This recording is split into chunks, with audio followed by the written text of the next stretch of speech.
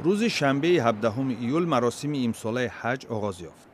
زائرین که همگی ساکن این کشور می باشند با اجرای طلبات بهداشتی و مسافه‌گیری اجتماعی طواف کعبه نمودند.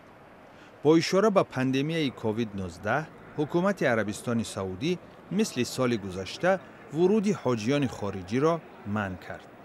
طبق نقشه امسال فقط 60,000 نفر در مراسم حج اشتراک می کنند. قبل از پاندمی تا 2.5 میلیون نفر در شهرهای برای مسلمانان مقدس مکه مکرمه و مدینه منوره مراسم حج را به جا می آوردند. بر علاوه میلیون ها نفر در دوام سال مراسم عمره را به جا می آوردند. بر پایه آمار رسمی سعودی حج و عمره سالانه به خزینه این دولت تا 12 میلیارد دلار فایده می آورد.